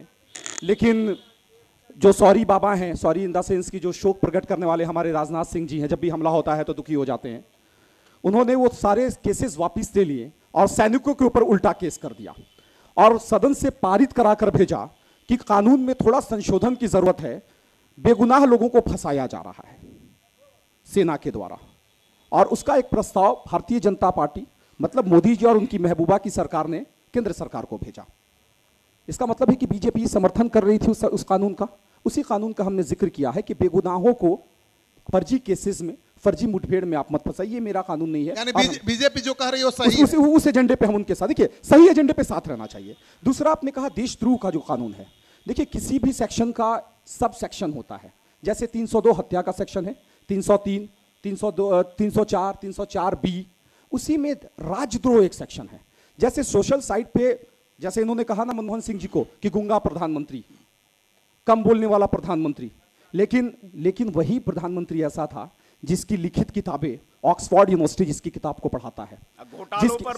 सुनिए ना सर, सुन लीजिए ना सर, सुन, अगर मौन होते तो 1 दर्जन मंत्री जेल में नहीं जाते, 1 दर्जन मंत्री जेल में नहीं जाते। सुनिए ना सर, आपने भी जेल क्यों नहीं भेजा उनको? सुनिए ना, मनमोहन सिंह जी के नाम पे ऑक्सफोर्ड यूनिवर्सिटी बच्चों को स्कॉलरशिप देती है, भारत के पहले व्यक्ति हैं वो, और उनको ये जो भी कह ले तो अगर सर अरे सुनिए ना सर, ऐसा है तो सुनिए ना सर, अरे सुनिए ना, थोड़ी गंभीर बात हो रही है। सुनिए ना, तो ऑक्सफोर्ड यूनिवर्सिटी, उस वैसे प्रधानमंत्री को भी गूंगा भी कहा जाता था, तो हम मुकदमे नहीं करते थे सर, बोलने का अधिकार सबको है। सुनिए ना, अरे सुनिए ना, लेकिन नरेंद्र मोदी जी को सर सुन लीजिए, सुनिए ना सर, आप सुनना क्यों नहीं चाहते हैं सर? प्रधानमंत्री आप सुनिए ना सर, सुनिए ना, तो सुनिए ना सर, खली को बना दीजिए ना पीएम, ऐसे नहीं होता है सर, मजबूत मत कर। हाँ तो मैं कहा था, मैं मैडम 1 मिनट, मैडम सर, ऐसा है कि हम जैसे मोदी जी के बारे में अगर फेसबुक पर मोदी जी के बारे में फेसबुक पर लिखिएगा तो राजद्रोह का केस हो जाता था। हम ये नहीं है, लोकतांत्रिक प्रक्रिया में विरोध का तरीका है। अगर हम केंद्र सरकार के खिलाफ बोलेंगे तो आप हमको जेल नहीं भेजिएगा। उस सेक्शन को हमने संशोधन की बात करिए, देशद्रोह कानून रहना था, है और रहेगा, हम उसके पक्षधर हैं। आपने मैनिफेस्टो की बात करी, अब हम अपनी पार्टी के मैनिफेस्टो पर आ जाते हैं। ये प्राइवेट स्कूल जो चल रहे हैं ना सर, अगर हमारी सरकार बनी ना सर, तो इस प्राइवेट स्कूल्स को बंद कर देंगे सर, सबके लिए कॉमन स्कूलिंग सिस्टम, सबके लिए सर सुनिए ना सर, सुनिए ना सर, अरे सुनिए ना भैया, कब का सुनिए ना सर, 44 सीटें नहीं पढ़ाएंगे कहाँ, वही आ रहे हैं ना सर, सरकारी स्कूल है, अरे आ रहे हैं ना सर, अरे आ रहे हैं ना सर, कांग्रेस के मैनिफेस्टो में कहा है? बोलने दीजिए ना भैया, बोलने दीजिए। देखिए सरकारी स्कूल कैसे, सरकारी सर, एक मिनट सर, देखिए मैनिफेस्टो बोलने दीजिए प्लीज। देखिए सर, है क्या 2 मिनट बस सर, ऐसा है क्या कि जैसे कलेक्टर का बेटा सरकारी स्कूल में पढ़ने जाएगा ना सर, ऑटोमेटिकली सरकारी स्कूल का सिस्टम सुधर जाएगा। हमारे एजेंडे में है कि सरकारी कर्मचारी, सरकारी पदाधिकारी, एमपी, विधायक, मंत्री, सबके बच्चे सरकारी स्कूल में पढ़ेंगे। जब कलेक्टर का बेटा सरकारी स्कूल में पढ़ेगा तो डीएम अपने बेटे से पूछेगा कि कौका गा सर, कर दिया सर मैनिफेस्टो, पूछ रहे हैं सर, सुनिए ना सर, ये भी फेक, झूठ बोल रहे हैं आप, झूठ बोल रहे हैं आप, मैनिफेस्टो पे बोलने दीजिए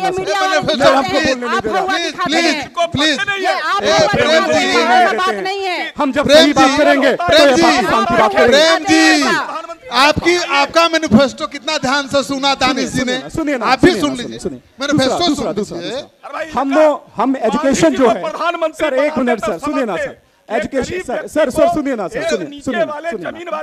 सर, मैनिफेस्टो सुन लीजिए। अरे सुनिए ना सर, आप सुनिए ना तो ज्यादा फायदा रहता। देखिए मैनिफेस्टो में दूसरा जो गंभीर विषय है सर, हमारे साथ में क्या है कि हमारे लड़के IIT पास कर रहे हैं, गवर्नमेंट बच्चों को पढ़ाने में 30-35 लाख रुपए खर्च करती है, और आईआईटी पास करने के बाद यूपीएससी के एग्जाम में बैठता है, वो लड़का आईएएस हो जाता है।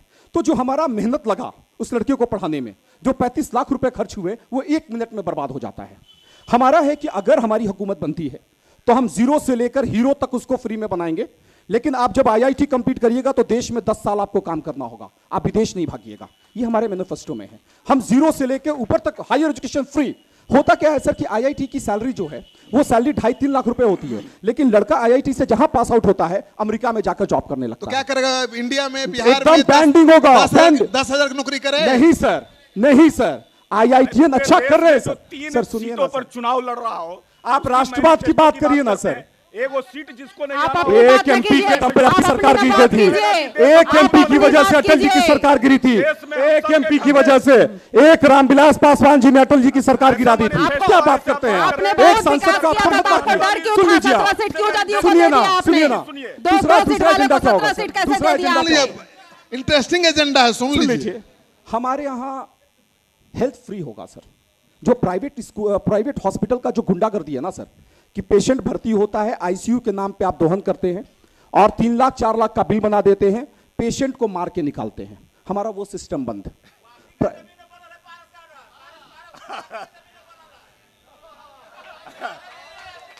कहां मेरी जमीन है? चलिए चलिए, अच्छा अब जबरदस्ती एक सवाल मैं जानना चाहता हूं। बात किया कीजिए। नहीं, एक मिनट, चर्चा हो गई। एक मिनट, कन्हैया कुमार को कितने लोग जानते हैं? हाथ उठाएं। कन्हैया कुमार को कितने लोग जानते हैं? चलिए मैं पूछूंगा, आप जवाब दीजिएगा, सबके पास आऊंगा। चलिए, कन्हैया कुमार के बारे में क्या राय? अभी कन्हैया कुमार जो हम एक लाइन में बोलना है, क्या राय? कन्हैया कुमार अभी चुनाव जो लड़ रहे हैं, उनको अभी और समय चाहिए था, अभी चुनाव लायक नहीं है। वो देशद्रोही विचारधारा का प्रेरक है। यानी जो मोदी का विरोध करे देशद्रोही। मोदी का विरोध नहीं कर रहे हैं, वो देश का विरोध कर रहे हैं। देशद्रोही है। उन्होंने नारा लगाया था भारत तेरे टुकड़े होंगे। नारा लगाने वाले पकड़े गए। देशद्रोही है, उन्होंने नारा लगाया था भारत। जो विद्यार्थी परिषद का देशद्रोही है, छात्र उन्होंने था। नारा लगाया था। देशद्रोही है, विद्यार्थी परिषद का छात्र था, वो मैं पकड़ा कहना गया। चाहूंगा कन्हैया जी को, वो सीताराम येचुरी से कुछ दिन तक ट्यूशन पढ़ ले और राजनीति खड़ा। वो नौजवान होने के नाते वो बहुत बढ़िया है। नौजवानों को ऐसे मौका मिलना चाहिए राजनीति में। सबसे पहले मैं ये कहना चाहूंगा सभी पार्टियों से कि यहाँ पर देश की चिंता नहीं है। कन्हैया अभी कन्हैया के बाद कन्हैया एक देशभक्त और युवाओं की आवाज है। मैं समझता हूं कि बेगूसराय की जनता, इस बार आप वहां गए हुए थे, मैं आपको सुना था, बेगूसराय की जनता ने खूब लग रहा है कि वापस जीतेंगे वो, और भारी बहुमत से जीतेंगे, दोनों पार्टियों को हराएंगे। कन्हैया जी सर नेता देश को चाहिए, बहुत बढ़िया बनना चाहिए उसको। कन्हैया देशभक्त है और ऐसा ही नौजवान को आना चाहिए। और मोदी जो है देशद्रोही है, सांप्रदायिक है, दंगाई है, फांसीबाजी है। कन्हैया देशभक्त है, स्टूडेंट है, अच्छा स्टूडेंट है, इसको सफलता मिलना चाहिए। चलिए जी, कन्हैया को तो बिल्कुल चुनाव ही नहीं लड़ना चाहिए, क्योंकि उन्होंने कॉन्स्टिट्यूशन, उन्होंने अफजल गुरु को देशभक्त बताया था। आप जानते हैं कि अफजल गुरु कहाँ तक देशभक्त हैं? जो कि आप बताओ। वो अच्छे हैं और सोचेंगे युवाओं के लिए। चलो बढ़िया। आप बताइए, आप तो नेता हैं, आप बताइए कन्हैया कैसा लगता है? एकदम देशद्रोही, इसको किसी कीमत पर नहीं। देशद्रोही है तो घूम क्यों रहा है? जेल में बंद क्यों नहीं कर देते? समय आएगा वो देश में बंद होगा। आप बताइए। कन्हैया जैसे लोगों को मौका देने का मतलब है देश के साथ बहुत बड़ा अन्याय होना। आप बताइए।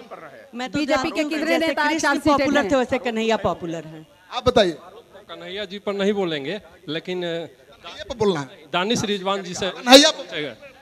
आप बताइए कन्हैया पर क्या बोल? नहीं, सही में युवा का नेतृत्व करने वाला है वो। चलो आप बताओ। सर मेरा कन्हैया जी से बस एक ही सवाल है कि आप जब देश में रह के भारत माता की जय नहीं बोल सकते तो आप किस हिसाब से देशद्रोही नहीं है? आप बताओ। कन्हैया जी ठीक है, कन्हैया जी ठीक है। कन्हैया जी ठीक है। आप बताइए बाबा भागमत, कन्हैया कुमार के जाने हाँ बहुत बढ़िया जानते हैं। बहुत लगता है, बहुत बढ़िया है, उसको साथ में आना चाहिए राजनीति में। कन्हैया कुमार बहुत बढ़िया है, वोट देंगे। हाँ जीतेंगे एकदम। आप अभी मामला चूंकि न्यायालय में है और न्यायालय से जितने आने के बाद इस पर कुछ निर्णय लिए क्या है। चलिए कन्हैया कुमार के बारे में हम नहीं जानते। आप नहीं जानते? बहुत लोग जानते हैं, कुछ लोग नहीं जानते। कन्हैया कुमार के जानते हैं? नहीं। आप बहुत उछल रहे थे कन्हैया कुमार का नाम।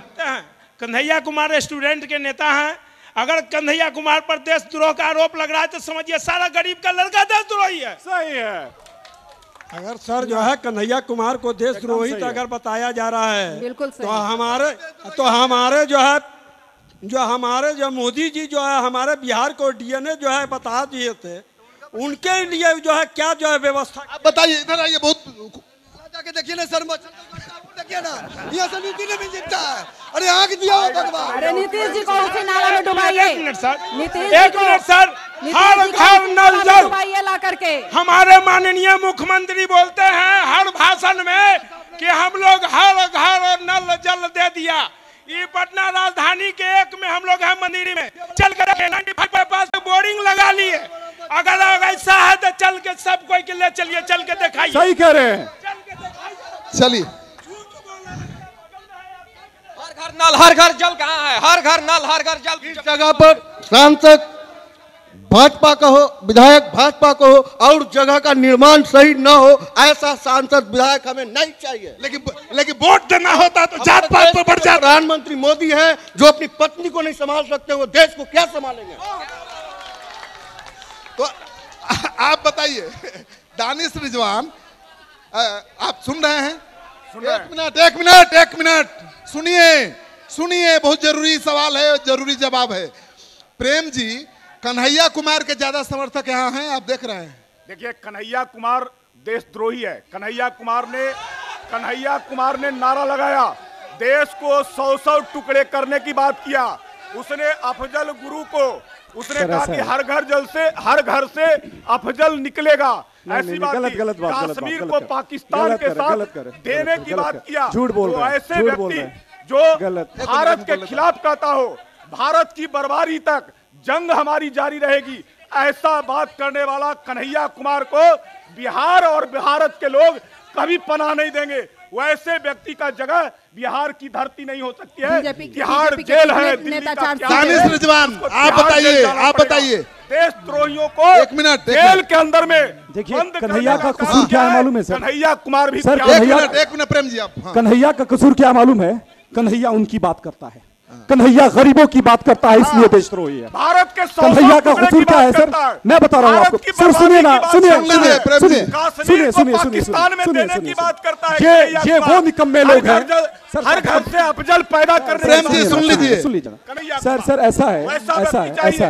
ऐसा है, इन लोगों ने जो टेप FSL को भेजा था सर, और जो उसका समर्थन करता है, ऐसे लोग वो उसके साथ खड़ा देशद्रोही है। वो सब देशद्रोही हैं। नहीं, हम भी देशद्रोही हैं, मैं भी देशद्रोही हूँ, पूरा देशद्रोही है। नहीं, क्या बोल रहे हैं आप? शब्द वापस दीजिए, आप गरीबों को देशद्रोही कहिएगा, आप गरीबों को देशद्रोही कहिएगा। प्रेम जी, उपयोग कर रहे हैं प्रेम पटेल जी, लेकिन भारत को कोई टुकड़ा नहीं होने देगा। तो देशद्रोही, हम देशद्रोही हैं। टुकड़े होने की बात करता है। एक मिनट टुकड़े होने। प्रेम पटेल जी, कन्हैया का प्रेम पटेल जी नहीं कह सकता है। पटेल जी, कहता है भारत की हमें भाजपा से देशभक्ति का सर्टिफिकेट नहीं चाहिए। पटेल जी एक मिनट सुनिए। पटेल जी, ये कन्हैया का पक्ष, ये लोकतंत्र है, सबको अपनी राय रखने की आजादी है। ये कन्हैया को सही बता रहे हैं, गरीबों की लड़ाई लड़ने वाला बता रहे हैं। कन्हैया का समर्थन करने वाला भी देशद्रोही है, आप तो नहीं। आपके मतलब का क्या है? यानी मोदी समर्थन देश प्रेम है। अरे भाई, मोदी विरोध क्यों नहीं समर्थन दिया? आरजेडी ने क्यों नहीं समर्थन दे दिया? अगर सही में कन्हैया करने की बात करता हो, देश की बर्बादी की बात करता हो, मुझे बोलने दीजिएगा, अगर बीच में इंटरव्यू नहीं देने की बात करता हो, बोल लीजिए, हर घर से आतंकवादी पैदा करने की बात करता हो, वो देशद्रोही है। चुप रहो। मैं बोलूं अब बीच में इंटरव्यू नहीं करेंगे ना? अब एकदम नहीं। दानिश बोलिए, चुप रहा, नहीं हूं। कन्हैया के ऊपर में एलिगेशन है कि उन्होंने कहा है कि हिंदुस्तान तेरे टुकड़े टुकड़े होंगे। कन्हैया, एक मिनट, आ रहे आप ही की बात को ला रहे। एक मिनट सुनिए, चुप रहिए, सुनिए अभी। कन्हैया के ऊपर में एलिगेशन है कि उन्होंने कहा भारत तेरे टुकड़े टुकड़े होंगे। कन्हैया के ऊपर में एलिगेशन है कि उन्होंने कहा हाफिज सईद की जय बोली। इस तरह का एलिगेशन है। कन्हैया के ऊपर में FIR हुए तकरीबन 4 साल हो गए। 4 साल में FSL ने इस बात को प्रूफ नहीं किया दिल्ली पुलिस केंद्र की, FSL केंद्र का, गृह मंत्रालय केंद्र का, और इनकी हैसियत नहीं है कि कन्हैया के खिलाफ चार्जशीट दायर कर दें। कोर्ट बार बार संघ कोर्ट, चार्जशीट आरोप तय हो गया। अरे सर चार्जशीट नहीं, झूठा बयान, थोथी दलील। लेकिन क्या कन्हैया कुमार अफजल गुरु की निंदा करेंगे क्योंकि उसकी तो बरखी मना रहे थे? अफजल गुरु के बारे में कन्हैया ने स्पष्ट कर दिया है कि हम कोई बरखी नहीं मना रहे थे, और अगर बरखी मनाते ना सर तो ये ऐसी सरकार है ना कि झूठे आरोप में तो केस कर दिया, अगर सच्चा आरोप होता तो अब तक सजा करा दिया होता। ये ऐसी निकम्मी सरकार। बिल्कुल, सवाल बड़ा है। आप बताइए 4 साल में देखिए हाँ कन्हैया, एक मिनट, राजद और हमने साबित कर दिया है कि कन्हैया गलत है। इन्होंने क्यों नहीं उम्मीदवार बनाया? इन्होंने विरोध किया, हम और राजद ने उसको उम्मीदवार नहीं बनाया। राजनीतिक मुद्दे अलग होते हैं, कि वो गलत है और देश के खिलाफ काम कर रहा है ना। ये बड़ा सवाल है दानिश। कन्हैया देशद्रोही नहीं है, मैं नहीं कहता। कन्हैया गरीबों की बात करते हैं, मैं सहमत हूँ, लेकिन कन्हैया जो चुनाव मैदान में खड़े हैं, महागठबंधन ने उनके लिए एक सीट क्यों नहीं छोड़ी? इसलिए कि वो गलत है, गलत साबित कर दिया। महागठबंधन ने गलत साबित कर दिया। बोलने दीजिए, दानिश को बोलने दीजिए। देखिए सर, अगर कन्हैया गलत हैं नहीं है, इस चीज को मैं स्वीकार करता हूं, लेकिन इलेक्शन के मापदंड अलग होते हैं। हमारे अलायंस की बात होती है, जैसे सीट छोड़ दिया गया, कन्हैया के लिए में नहीं था, उसको आप सीट दे दिया। कन्हैया से डर लगता है, कन्हैया से डर लगता है। बिरसन पटेल को बाहर कर दिया।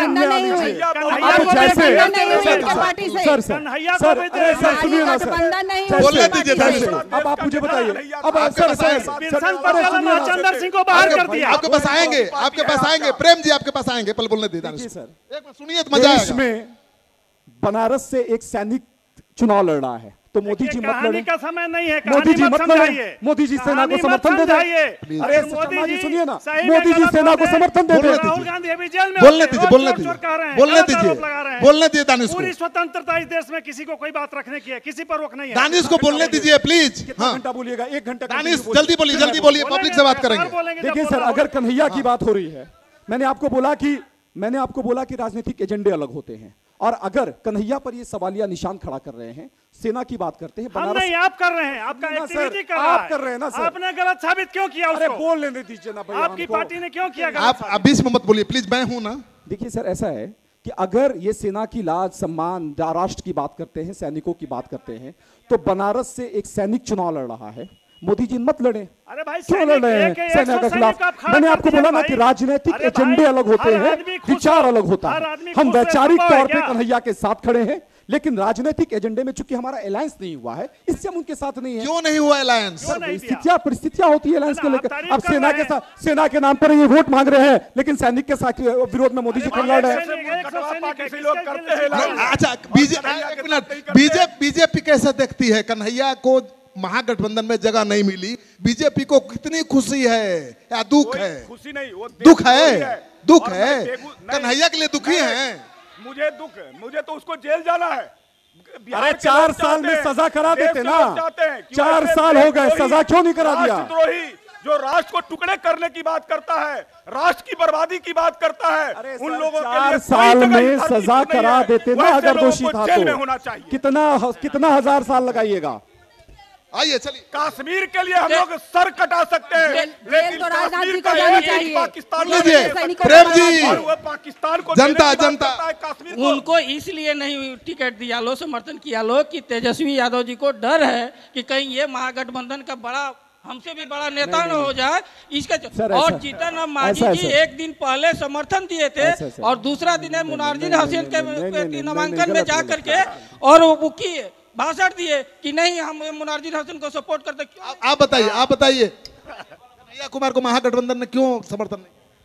चूंकि ऐसा है कि कन्हैया कुमार नौजवानों का आइडियल धीरे धीरे बनता जा रहा था, और तेजस्वी यादव सबसे ज्यादा घबराए हुए हैं कन्हैया कुमार से। आप किस पार्टी से हैं? मैं यहाँ पे जदयू के हैं। मैं यहाँ पे कोई पार्टी से नहीं, समाजवादी पार्टी से है। मैं यहाँ आम जनता के रूप में बैठा हूँ, और इन लोगों को डर है कि कहीं कन्हैया आ गया तो ये जो जात पात की राजनीति करते हैं, धर्म मजहब की जो ये राजनीतिक फैलाने वाले ये लोग हैं, इन लोगों का सबका काम तमाम हो जाएगा। इन लोग तमाम लोग एक ही हमाम के लोग हैं जी। वाह, आप वाह भाई, कन्हैया का विरोध क्यों? महागठबंधन में जगह क्यों नहीं? देखिए, कन्हैया का विरोध करना ना तो जनता के लिए शोभा है और ना तो राजनीतिक पार्टी के लिए। न्यायालय उसको अभी तक दंड घोषित नहीं किया है। ऐसी बात करना मूर्खतापूर्ण ही नहीं, एक विवेकहीन का परिचायक रूप है। वोट कर रहे हैं और चुनाव में आप उसको अलग थलग कर रहे हैं। जी नहीं, अलग थलग नहीं डाल रहे हैं। वह भी लोकतंत्र के महापर्व में भाग लिया है। कोई उसे देशद्रोही कहता है तो किस आधार पर कहता हो जिसे कानून उस बात देशद्रोही की अब नहीं हो रही है। ये हमारा कोर्ट नहीं है। जनता कन्हैया के साथ खड़ी है, तो जानना चाहता हूं कि महागठबंधन कन्हैया कुमार के साथ क्यों नहीं है। मैं अपने भाई और मित्रों जो हमारे हैं, मैं अपने भाई और मित्रों से पूछा था, तमाम जनता तरफ से, जो अफजल गुरु और भटकल जी जैसे लोगों का, अफजल और भटकल जी जैसे लोगों का समर्थक करे, उसे मैं क्या कह सकता हूँ? एक दवा की मार, दूसरा गोली की मार, ये दोनों व्यक्ति वैसे लोगों को यदि कोई समर्थन करे तो मैं क्या कर सकता हूँ? मैं जानना चाहता हूँ अपने प्रतिनिधि महोदय। बताइए बाबा, कन्हैया का जानी ना? नाम कुछ नहीं बोल सकते। नाम बड़ा। हम तो सीधे कहते लालू प्रसाद जिंदाबाद। कन्हैया कुमार जिंदाबाद। कन्हैया कुमार जिंदाबाद की मुर्दाबाद? जिंदाबाद है। तो लालू में से कन्हैया में से कौन अच्छा है? ना, लालू प्रसाद जिंदाबाद। श्रीकांत सर तो आपने सुन यासीन लिया? भटकल पर एक सवाल उठाया। एक मिनट हाँ। नहीं सर, यासीन कन्हैया को क्यों महागठबंधन को समर्थन करना चाहिए? लालू यादव को समर्थन करना चाहिए कन्हैया? कन्हैया अगर अलायंस पार्टी रहता तो जरूर समर्थन होता। अलायंस में जगह नहीं दिया। नहीं, कैसे उन्होंने जरूरत से ज्यादा सीट मांग रहे थे सीपीआई के लोग, वो तो संभव नहीं था। कड़वा सब तो ये है जिसको जनता सब जानती है, ये जनता की आवाज है। तो आप देख लीजिए। सर कन्हैया कुमार को अभी थोड़ा देर एक भटकल इलेक्शन और इंतजार कर लेना चाहिए था। यासीन अभी 5 साल और उनको इंतजार करना चाहिए था। सर यासीन भटकल इशरत जहां यासीन हम तो भाजपा के खिलाफ है। अरे होटल इंडस्ट्री भाजपा सरकार बना, होटल इंडस्ट्री बेच दिया। चलिए ठीक है।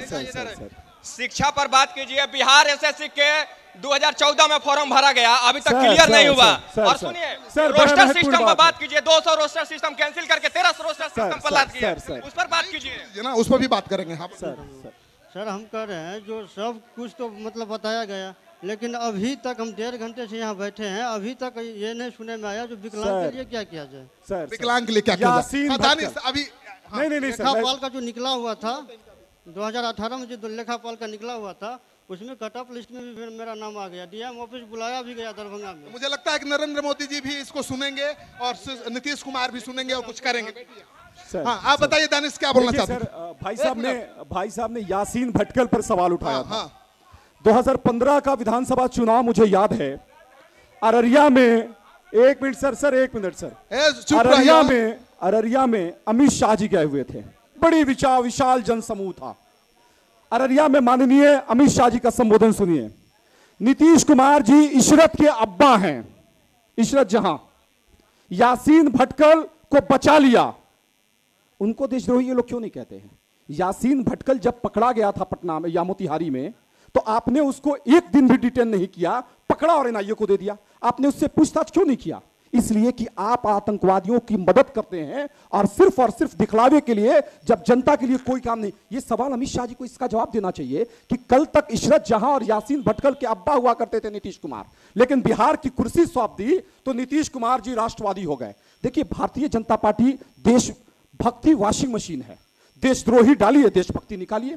घोटालेबाज डालिए, ईमानदार निकालिए। देशद्रोही को मशीन में डालिए और बाहर देशभक्त निकालिए। देश को मजबूत बनाने, सशक्त बनाने के और देशद्रोहियों के खिलाफ लगातार कार्रवाई करने का है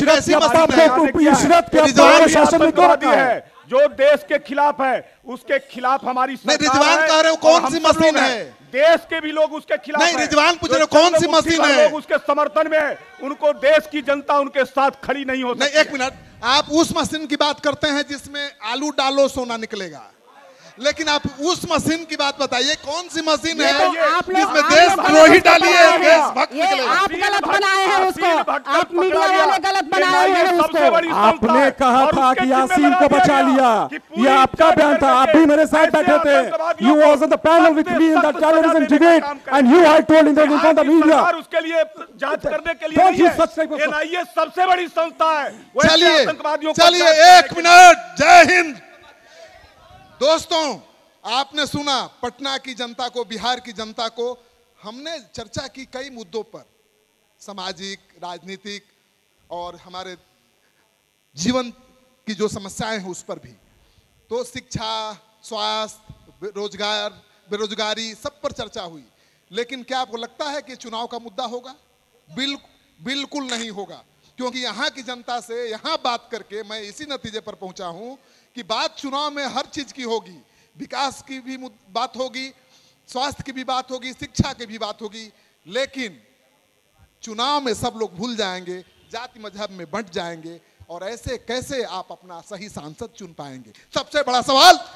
तो सिटी पोस्ट लाइव को आप देखते रहिए। अगर सिटी पोस्ट लाइव के सवाल से आप सहमत हैं तो इस वीडियो को खूब शेयर करिए दोस्तों के साथ। अगर आपने अब तक हमारा YouTube channel city post live subscribe नहीं किया है तो जरूर कर लीजिए। आपका सहयोग समर्थन लगातार मिल रहा है। पिछले 3 महीने में 4 लाख से ज्यादा लोगों ने हमारे चैनल को सब्सक्राइब किया है। 1.5 करोड़ से ज्यादा लोग हमारे चैनल को हर महीने देखते हैं। इस सहयोग समर्थन के लिए बहुत बहुत आभार। नमस्कार।